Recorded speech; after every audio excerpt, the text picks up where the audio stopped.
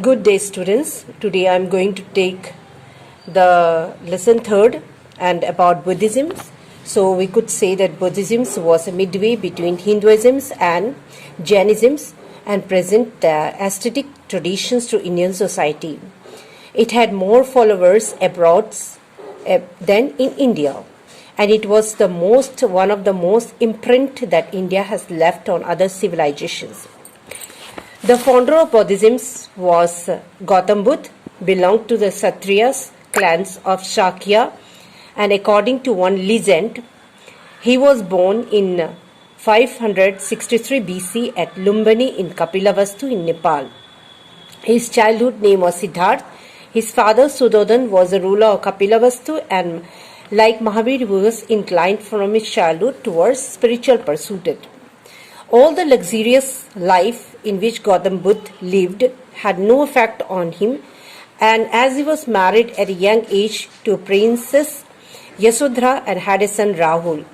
But once, though always kept him away from the worldly life, but once Gautam Buddha charioteers was driving him through the towns, and while driving through the towns, he has the appearance of an old man bended with age and was in pain, and he also saw a dead body of a man being carried, and then he also a sick person and an ascetic, a monk. He was very much moved by this foresight, and he wanted to know what is the reasons of a person getting sick, why people get old, why a person died. And all these things were roaming around his mind, and he wanted to know about the truth. So at a very young age, he left his home in search of that truth and wandered from place to place. For some time he studied under renowned teachers of Rajagriha and then went to Gaya. He practiced seva, penance, and led a life of extreme austerities. Finally, at the age of 35, he attended enlightenment at Bodh Gaya in Bihar. And from then onwards, he began to be called Buddha or the Enlightened One. Now let us talk about the Dharma Chakra Parivartana. At that place where Buddha got enlightenment, a temple known as Mahabodhi temple was constructed later. The people tree is now referred to as the Budgai tree, and Buddha was also called Talahaghat, the founder of truth. After the enlightenment, he embarked on preaching his religions. He delivered his first sermons or first speech at the Deer Park at Sarnath near Banarasi in the presence of 5 monks. And this event in the history of Buddhism is known as Dharma Chakra Parivartan, or the turning of the wheel of sacred law. His fame spread far and wide, and another 40 years he traveled all over the country spreading the message of Buddhism. He had a large number of followers, including the ruler of Magadh, Kosla, Kosumbi, and disciples were from all sections of the society. Buddha in his later years of life went to Kushinagar, where he died at the age of 80 in 1483. Now let us talk about the teaching of Buddha. The teaching of Buddha, the fourth noble truth is the most important part. The eightfold part is there. According to the fourth noble truth, the world is full of suffering, and suffering has a cause. Desire is a cause of suffering, and if desire is stopped, suffering can also be stopped. It is said that every person in his life has some kind of desire. And we always want more and more. And when a person wants more and more and always has a desire for one to another thing, then he always has a suffering. But sometimes he is unable to fulfill his desire, that at the times he starts suffering. So Gautam Buddha, that is why say that desire is a main cause of suffering, and if desire is stopped, then suffering can also be stopped. According to the eightfold part and the way to nirvana, in Buddhism, or the path that led to removal of sufferings, are according. Right action is there to remain away from theft, luxuries, and violence. Right thought is here to remain away from empty rituals and worldly evil. Right belief is there to give up desire. Right living is there not to be dishonest, and right speech is there, always speak the truth. Right effort is there, always work hard and do for the welfare of the other. Right recollection is there, think about pious things. Meditation, concentrate only on what is right. And one of the most important attitude towards God. Buddha held that the whole universe was controlled by dharma, a universal law. He was silent about the existence of God, though he never formally denied it. So there are the code of conduct also according to Buddhism. That is one of never not to tell lie, not to own property, not to consume alcohol, not to commit violence, and not to indulge in corruption. Karma means the theory of karma said that man is a maker of destiny and believed in rebirth. Believed in rebirth. The evil deed will be punished. Therefore, man should follow middle path, and karma will decide the types. It is called the wheel of existence.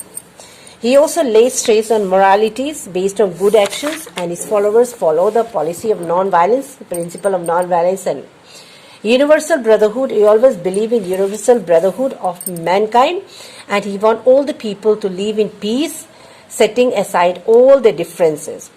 He has also believed in not to have faith in rituals and sacrifices, which, as we all know, the Jainism and Buddhism always believe in non-violence, so he want to avoid this one. Ahimsa, non-violence, attach importance to sanctity of life, and at the same time, these are the principle of Buddhism. There was an organization, the Sangha, which is called the Organization for Teaching Buddhism. It came to be known as Sangha, where the monk and the nuns used to live. Buddhism got divided in two sections, that is Hinayana and Mahayana. Hinayana stood for following the doctrines of Buddha in letter and spirit, and denied the existence of God. It holds that the Eightfold Path is the only means of salvation, and they consider Buddha was regarded as human beings who attain enlightenment and nirvana through his own efforts. According to Mahayana, they believed that it was a combination of Hinduism and Buddhism, and believed that Buddha was an incarnation of God, and he was the one who could ensure salvation. At the same time, there were many impacts of Buddhism on Ahimsa was one of them. Doctrines of Ahimsa became weapons against the ill in the society. Then the influence on religious life was there. There was a greatest change which provided a challenge to Hinduism, and there soon start a reform in the Hinduism. Influences on social lives, it exposed and fostered intellectual tradition and exposed the weakness in the society. In the political impact also, many of the kings considered Buddhism as a state religion. Cultural aspect, Buddhism spread far and wide in Southeast Asia, China and Sri Lanka. It is a far-reaching consequence on the cultural impact in raising the prestige of of Buddhism in India. In the language and literature also, it made a valuable contributions in the field of language and literatures. Vast and varied natures of literature was produced in the language of the masses. Art and architectures, there are many stupas, biraras and chaitanyas and rock cut temples were built by them. At the same time, how Buddhism declined. A split in Buddhism was there, as it got divided in two parts. As I have already told you, both the parts have their own idea and idealism. It does not mix with each other. Language, they used to speak the Pali language, but after some time Sanskrit became the prominent language in which the people, and Sanskrit was a tough language for the people to understand. There was a corruption in the Sangha. Now the monk and the nun start living a luxurious lives, and they were working only for the personal benefits. A reform in Hinduism got reformed, and the peoples who had got themselves converted in Jainism, Buddhism started going back to their own religion, Hinduism. And there was an end of royal patronized, because the king and the who patronized Buddhism has who follow the policy of non-violence were not there, and it did not spread to many other foreign countries also. There are a lot of similarities between Buddhism and Jainism. That is in the book only. You can read it out.